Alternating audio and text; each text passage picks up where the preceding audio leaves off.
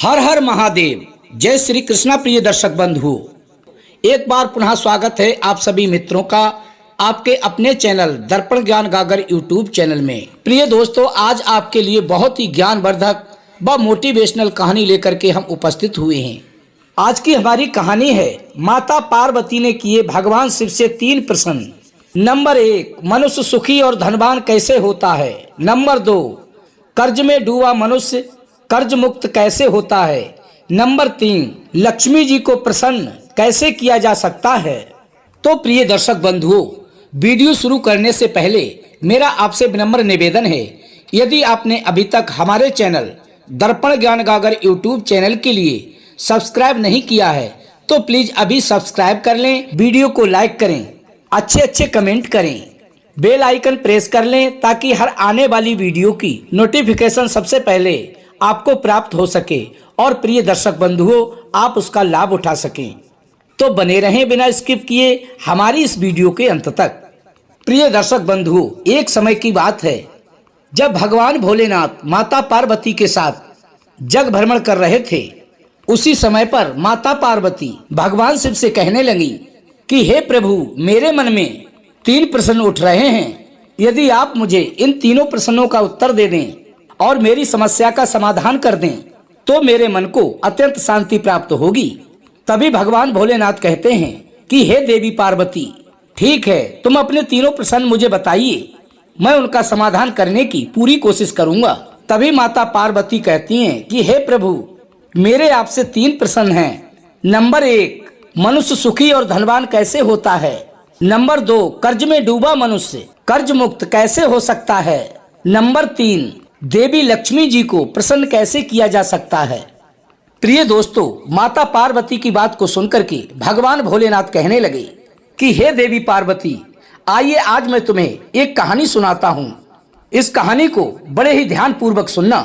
इस कहानी को सुनने के बाद में तुम्हारे इन तीनों प्रश्नों के उत्तर तुम्हें निश्चित ही मिल जाएंगे और तुम्हारे मन को अवश्य ही शांति प्राप्त होगी। देखिए देवी, एक बार की बात है, भगवान श्री हरि विष्णु शेष की सैया पर लेटे लेटे अकुला गए। तभी उनके मन में एक विचार आया, चलो पृथ्वी पर घूमने के लिए चलते हैं। मुझे काफी वर्ष बीत गए, मैं पृथ्वी भ्रमण के लिए नहीं गया। और इस प्रकार का विचार करके भगवान विष्णु जो थे वो अपनी यात्रा की तैयारी में लग गए। उधर भगवान श्री हरि विष्णु को तैयार होता देख करके माता लक्ष्मी जी आ जाती हैं। तो माता लक्ष्मी पूछने लगी कि आप इतनी सुबह सुबह कहां पर जाने की तैयारी कर रहे हो। तो भगवान विष्णु कहने लगे कि हे देवी लक्ष्मी, मैं पृथ्वी लोक पर घूमने के लिए जा रहा हूं। प्रिय दोस्तों, इतना सुनने के बाद माता लक्ष्मी भगवान विष्णु से कहने लगी, क्या मैं भी पृथ्वी लोक पर घूमने आपके साथ चल सकती हूं। तो भगवान श्री हरि विष्णु ने कुछ पल के लिए सोच विचार किया और फिर कहा, तुम मेरे साथ पृथ्वी लोक पर चल तो सकती हो, लेकिन मेरी एक शर्त है। यदि तुम मेरी शर्त को स्वीकार करती हो तो मैं तुम्हें अपने साथ ले चलने को तैयार हूँ। माता लक्ष्मी कहने लगी कि ठीक है प्रभु, आप मुझे अपनी शर्त बताइए। मुझे आपकी हर शर्त मंजूर है, परंतु आप मुझे अपने साथ ले चलो, क्योंकि मैं आपके बिना यहाँ पर अकेली नहीं रह सकती। प्रिय दर्शक बंधुओं, उसी समय भगवान विष्णु कहने लगे, देखो देवी, 4 दिशाएं हैं, पूरब, पश्चिम, उत्तर, दक्षिण। तुम पूरब और पश्चिम व दक्षिण दिशा में जा सकती हो, लेकिन कभी भूलकर भी उत्तर दिशा में मत जाना। यदि तुम्हें हमारी ये शर्त स्वीकार है तो मैं तुम्हें अपने साथ ले चलने को तैयार हूँ। तभी भगवान शिव कहते हैं कि हे देवी पार्वती, देवी लक्ष्मी जी ने भगवान विष्णु की शर्त को स्वीकार कर लिया। तो भगवान श्री हरि विष्णु माता लक्ष्मी को अपने साथ लेकर जब पृथ्वी लोक पर आते हैं तो क्या देखते हैं कि सूर्य देवता निकल रहे थे। रात्रि में बरसात हुई थी, उसके बादल छटे थे और चारों ओर हरियाली ही हरियाली थी। उस समय चारों ओर बहुत ही शांति थी और धरती इस प्रकार बहुत ही सुंदर दिख रही थी। उसी समय धरती की सुंदरता को देख करके माता लक्ष्मी जी मंत्रमुग्ध हो जाती हैं और चारों दिशाओं को बड़ी ही गौर से देखने लगती हैं। भगवान विष्णु ने पृथ्वी लोक पर आने से पहले ही देवी लक्ष्मी से कहा था कि तुम पूरब, पश्चिम और दक्षिण दिशा में जा सकती हो, लेकिन आपको उत्तर दिशा में बिल्कुल भी नहीं जाना है। लेकिन प्रिय दर्शक बंधुओं, पृथ्वी लोक पर पहुंचने के बाद देवी लक्ष्मी भगवान विष्णु को दिया हुआ वचन भूल जाती हैं और दक्षिण दिशा से एक खुशबू आ रही थी। माता लक्ष्मी उस खुशबू में मंत्रमुग्ध हो जाती हैं, अर्थात खो जाती हैं, और भगवान विष्णु को दिए हुए वचन को तोड़ करके देवी लक्ष्मी उत्तर दिशा में जिस समय पहुंचती हैं तो वे वहां पर क्या देखती हैं कि एक बहुत ही सुंदर बगीचा है। वहां पर बहुत ही सुंदर सुंदर मनमोहक फूल खिले हुए हैं। उनकी भीनी भीनी खुशबू माता लक्ष्मी के मन को प्रफुल्लित कर रही होती है। भगवान शिव कहते हैं कि हे देवी पार्वती, जब देवी लक्ष्मी उस सुंदर बगीचे के पास पहुंचती हैं तो उनको उस बगीचे में एक फूल बहुत ही सुंदर लगता है और देवी लक्ष्मी बिना सोच विचार किए उस बगीचे में घुस जाती हैं और उस बगीचे में जो पुष्प सुंदर दिखाई दे रहा था उसको वे तोड़ लेती हैं। और जैसे ही देवी लक्ष्मी उस बगीचे से सुंदर फूल को तोड़कर जब भगवान श्री हरि विष्णु के पास आती हैं और भगवान विष्णु को वो पुष्प दिखाती हैं तो भगवान श्री हरि विष्णु उस पुष्प को देखकर अपनी आंखों में आंसू भर लाते हैं और देवी लक्ष्मी से कहते हैं कि मैंने तुमसे पहले ही मना किया था और तुमने मुझे वचन भी दिया था कि उत्तर दिशा में मैं नहीं जाऊंगी, लेकिन फिर भी मेरा वचन तोड़ करके तुम उत्तर दिशा में चली गई और तुमने बिना उस बगीचे के मालिक से पूछे उसमें से ये एक फूल तोड़ लिया। क्या तुम जानती हो उस बगीचे के मालिक ने कितनी मेहनत से इस बगीचे को लगाया है, तब उसमें जाकर के सुंदर सुंदर फूल खिले हैं। यदि तुमको फूल ही लेना था तो तुमने उस बगीचे के मालिक से क्यों नहीं पूछा? तुमने यहाँ आकर एक फूल की चोरी की है। तभी देवी लक्ष्मी कहने लगी कि हे प्रभु, मुझसे भूल हो गई, मुझे क्षमा कर दो। तभी भगवान विष्णु कहने लगे, तुमने एक फूल तोड़ा है, ये फूल तोड़ने की सजा तुम्हें अवश्य ही मिलेगी। और ये एक फूल तोड़ने की तुम्हारी सजा ये है, जिस माली से बिना पूछे उसके बगीचे से तुमने फूल तोड़ा है, तुम 3 वर्ष के लिए उस माली के घर में जाकर नौकर बनकर रहोगी और पूरी तरह से उसके साथ खेत में काम करवाओगी। जब तुम्हारे 3 वर्ष पूरे हो जाएंगे तब मैं तुम्हें वापस वैकुंठ में बुला लूंगा। और यदि इन 3 वर्ष की अवधि में तुम्हारे कारण उस माली को कोई भी परेशानी हुई तो तुम्हारी सजा और बढ़ा दी जाएगी। और यदि तुमने बिना गलती किए हुए उस माली का सहयोग किया तो 3 वर्ष पूरे होते ही मैं तुम्हें वैकुंठ में बुला लूंगा।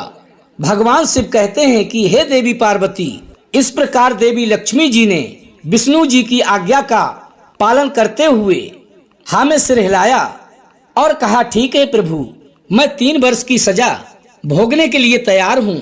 मुझे क्या मालूम था कि एक फूल की चोरी करने से इतनी बड़ी सजा मिलती है। अब देवी लक्ष्मी जी एक गरीब औरत का रूप बना करके जब उस माली के घर पहुंचती हैं तब उधर क्या होता है, वो माली बहुत ही गरीब था। उसके 2 बेटे और 3 बेटियां थीं। सभी परिवार मिलकर के खेतों में फूलों का काम किया करता था। तब कहीं जाकर के 2 वक्त की रोटी नसीब होती थी। भगवान शिव कहते हैं कि हे देवी पार्वती, जैसे ही देवी लक्ष्मी एक गरीब स्त्री का रूप बना करके उस झोपड़े के पास पहुंचती हैं तो उस झोपड़े के अंदर से माली निकल कर आया और कहने लगा कि हे बहन, तुम कौन हो और इस समय तुम कहां से आ रही हो? यहाँ पर तो चारों तरफ जंगल ही जंगल है, इसलिए तुम्हारी जान को खतरा हो सकता है। तो देवी लक्ष्मी कहने लगी, मैं एक निर्धन औरत हूँ, अत्यंत गरीब हूँ, मेरी देखभाल करने वाला कोई भी नहीं है और मैंने कई दिनों से भोजन भी नहीं किया है। यदि तुम मुझे अपने यहाँ पर कुछ काम दे दो तो मैं तुम्हारे घर का सारा काम करती रहूंगी। बस तुम मुझे अपने घर के एक कोने में थोड़ा सा आश्रय दे दो और 2 वक्त की रोटी जैसी भी रूखी सूखी मिलेगी उसी को खाकर मैं अपना गुजारा कर लूंगी। भगवान शिव कहते हैं, देवी पार्वती, उधर जो माली था वो बहुत ही गरीब था, लेकिन उसका हृदय बड़ा ही दयालु था। तभी वह कहने लगा कि हे बहन जी, मेरे 2 बेटे हैं और 3 बेटियां हैं, तुम मेरे घर में आ जाओ। आज से मैं ये समझूंगा मेरे 2 बेटों की जगह और 3 बेटियों की जगह 4 बेटियां हो गईं। जो मेरे 2 बेटे 3 बेटियां खाएं वही तुम भी खाना, और जब तक तुम्हारा मन करे तब तक तुम हमारी इस झोपड़ी में रह सकती हो। प्रभु ने मुझे 3 बेटियां दी हैं। यदि इन 3 की जगह 4 बेटियां होती तो भी तो मुझे गुजारा करना होता, इनका भरण पोषण करना होता। अब मैं आज से यही समझूंगा कि मेरी 3 नहीं 4 बेटियां हैं। अब तुम आराम से मेरे घर में आ जाओ और इस घर को अपना घर समझो, और जब तक आपका मन करे तब तक आप इस घर में रहो। भगवान शिव कहते हैं कि हे देवी पार्वती, अब देवी लक्ष्मी उस माली के घर में रहने लगी और उसके घर में नौकरानी बनकर काम करने लगी। जब खेतों में माली जाता था तो लक्ष्मी जी उसके साथ खेतों में काम करने जाती थीं। जिस दिन लक्ष्मी जी पहली बार खेतों में पहुंची और जब लौटकर घर वापस आईं, तो वो माली कहने लगा कि हे बेटी, तुम काम मत किया करो, जितना भी काम है हम सभी मिलकर कर लिया करेंगे। तुम्हारा इस प्रकार काम करना मुझे बिल्कुल भी अच्छा नहीं लगता, क्योंकि तुम हमारी मेहमान हो। तुम तो आराम से हमारे इस टूटे फूटे घर में रहो। हो सकता है तुमने कभी भी खेतों में काम ना किया हो और इस प्रकार खेतों में काम करके तुम्हारे शरीर में दर्द होने लगेगा। तभी देवी लक्ष्मी कहने लगी, नहीं, कोई बात नहीं है, मैं आपके साथ में मेहनत करूंगी, धीरे धीरे मुझे काम करने की आदत भी पड़ जाएगी। तभी भगवान शिव कहते हैं, देवी पार्वती, पहले दिन लक्ष्मी जी ने जब माली के साथ में खेतों में काम किया और दूसरे दिन जब माली ने खेतों में से फूल तोड़े, तो पहले खेतों में 1 डलिया फूल निकलते थे, अब उसी खेत में 15-20 डलियां फूल निकले, जिसको देख करके माली की खुशी का ठिकाना नहीं रहा और कहने लगा कि मेरे घर में मेरी बेटी के आने से मेरे घर की खुशियां बढ़ गईं। आज हमारे फूलों में बहुत अच्छी वृद्धि हुई है। और जब वो माली फूलों को लेकर के बाजार में बेचने के लिए जाता है तो क्या देखता है, जो फूलों का भाव था वो भी खूब बढ़ गया था। और इस प्रकार से माली को जहां पर कम बचत होती थी, उस दिन से माली को चौगनी बचत होने लगी। अब तो वो माली अत्यंत खुश होने लगा। जब माली को फूलों में अधिक बचत हुई तो उस गरीब माली ने एक गाय खरीद ली और धीरे धीरे करके देवी लक्ष्मी की कृपा से उस माली की दिन दूनी रात चौगनी तरक्की होने लगी। अब धीरे धीरे माली ने थोड़ी सी जमीन भी खरीद ली और फिर माली, उसका परिवार जो कि फटे पुराने कपड़े पहनता था, उसने सभी के लिए बहुत ही अच्छे कपड़े बनवा दिए। साथ में देवी लक्ष्मी को भी बहुत ही सुंदर कपड़े बनवाए और कहा कि हे बेटी, इनको पहनो, मैं तुम्हारे लिए नए कपड़े लाया हूँ, क्योंकि तुम्हारे आने से ही हमारे घर की गरीबी दूर हुई है। अब हमारी फूलों की खेती में अत्यधिक बचत होने लगी है, इसलिए हे बेटी, अब तुम इस घर को छोड़ करके कभी भी मत जाना। भगवान शिव कहते हैं, देवी पार्वती, अब तो समय धीरे धीरे और गुजर गया तो उस माली ने अपना पक्का घर बनवा लिया और एक दिन पूरे परिवार के लिए गहने बनवा कर लाया और उसने देवी लक्ष्मी को भी सुंदर से गहने लाकर दिए और कहा कि हे बेटी, अब मेरी 4 बेटियां जब गहने पहनेंगी तो मुझे अत्यंत खुशी होगी, क्योंकि मैं एक एक रोटी को तरसता था। और जिस दिन से बेटी तुम मेरे घर में आई हो, मेरे घर में बरकत होने लगी है, अर्थात तुम्हारे आने से मेरे घर में धन संपदा आने लगी है, सुख समृद्धि बढ़ने लगी है। इसलिए अब तुम इस घर को छोड़ करके कभी भी मत जाना, क्योंकि अब रूखी सूखी रोटी तुमको खाने को यहाँ नहीं मिलेगी। भगवान शिव कहते हैं, पार्वती, वो माली कहता है, मेरे घर में बेटी के रूप में मेरी किस्मत आ गई है, स्वयं देवी लक्ष्मी आ गई हैं। इस प्रकार देवी लक्ष्मी को नौकरानी के रूप में उस माली के घर में कार्य करते करते जब 3 वर्ष पूरे हो जाते हैं तो 3 साल की अवधि पूरी होते ही लक्ष्मी जी खेतों से काम बंद करके और उस माली से कहती हैं, अब मुझे अपने घर जाना है, अब तुम मुझे आज्ञा दो। तब वो माली कहता है, कोई बात नहीं बेटी, तुम घर जाओ, आराम से खाना खाना, आराम करना, और मैं भी घर ही आ रहा हूँ। भगवान शिव कहते हैं, पार्वती, अब देवी लक्ष्मी के 3 वर्ष पूरे हो चुके थे तो लक्ष्मी जी देवी स्वरूप गहने पहन करके जैसे ही माली के द्वार पर आती हैं, उधर से माली जो था वो खेतों से काम करके वापस आ जाता है तो क्या देखता है कि द्वार पर सुंदर आभूषण व वस्त्रों से सजी धजी एक स्त्री खड़ी है। अब जैसे ही वो माली उनके पास आकर देखता है तो अपने मन में सोचता है ये तो मेरी वही बेटी है। इसका रूप तो बदल गया। अब मैं समझा ये तो स्वयं माता लक्ष्मी हैं। मुझसे तो बहुत बड़ी भूल हो गई जो मैंने माता लक्ष्मी से अपने खेतों में काम करवाया। भगवान शिव कहते हैं, देवी पार्वती, जिस समय माली का पूरा परिवार द्वार पर आता है और देवी स्वरूप गहने पहने हुए माता लक्ष्मी को देखता है तो उसका पूरा परिवार व माली हैरान हो जाता है और उसका पूरा परिवार माता लक्ष्मी के चरणों में गिर जाता है और दोनों हाथ जोड़कर माफी मांगता है कि हे माँ, मुझे क्षमा कर दो, मैंने अनजाने में आपसे घर व खेतों में काम करवाया। दोस्तों, भगवान शिव कहते हैं, देवी पार्वती लक्ष्मी जी कहने लगी, माली तुम बिल्कुल भी चिंता ना करो, मैंने तुम्हारे खेत से एक फूल तुमसे बिना पूछे तोड़ दिया था। बस उसी एक फूल की चोरी की सजा मेरे स्वामी ने मुझे दी है और तुम्हारे यहाँ पर 3 वर्ष के लिए नौकरानी बना करके इस फूल के बाग में काम करने के लिए भेजा था। तो वो माली भाग करके गया और जितने भी फूल घर में टूटे हुए पड़े थे सभी फूलों को लाकर के माता लक्ष्मी के चरणों में अर्पण कर दिए और हाथ जोड़कर कहने लगा कि हे माँ, एक फूल के बदले आपको इतना बड़ा कष्ट उठाना पड़ा। ये सारे फूल आपके ही हैं, इसलिए हे माँ, आज इन फूलों को मेरे और मेरे परिवार की तरफ से स्वीकार कर लो और मुझे क्षमा कर दो। भगवान शिव कहते हैं, पार्वती माली की बात सुनकर के लक्ष्मी जी मुस्कुराने लगी और बोली कि हे माली, तुम बहुत अच्छे हो, तुम एक दयालु व्यक्ति हो, तुमने मुझे अपने यहाँ पर अपनी पुत्री की तरह रखा और कोई भी दुख ना होने दिया। इसके बदले में मैं तुम्हें वरदान देती हूँ, अब तुम्हारे पास में कभी भी धन दौलत व खुशियों की कमी नहीं रहेगी। तुम्हें और तुम्हारे परिवार को सारे सुख प्राप्त होंगे जिसके तुम हकदार होगे। प्रिय दर्शक बंधुओं, इस प्रकार देवी लक्ष्मी प्रसन्न होकर उस माली को वरदान देती हैं।